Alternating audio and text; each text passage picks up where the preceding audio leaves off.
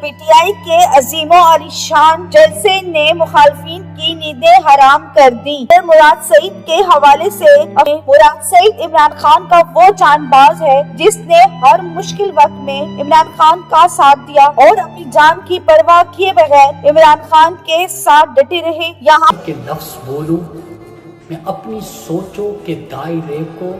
تمہارے جوتوں کے تابع کر دوں، کہاں لکھا ہے وہ ایک افسر جو خود سلیم خدا بنا ہے، میں اس کو پوجوں اور سر جھکا دوں، کہاں لکھا ہے وہ ایک منصف جو خود نمائی میں غرق اندھا، میں اس کی خواہش پہ سر گرا دوں، کہاں لکھا ہے وہ ایک غاصب جو بوٹ چاٹے اور ووٹ بیچے، میں اس کو اپنا امیر مانوں اور جان اٹھا دوں، کہاں لکھا ہے، کہاں لکھا ہے۔ میرے پاکستانیوں، میں آج آپ کے سامنے اپنی لیڈر عمران خان کا پیغام لے کر آیا ہوں، لیکن اس سے پہلے جو 2 سال میں پاکستانیوں کے اوپر ظلم ہوا اس کی تاریخ میں مثال نہیں ملتی، لیکن اس کی بھی مثال نہیں ملتی جس انداز سے اس غیرت مند قوم نے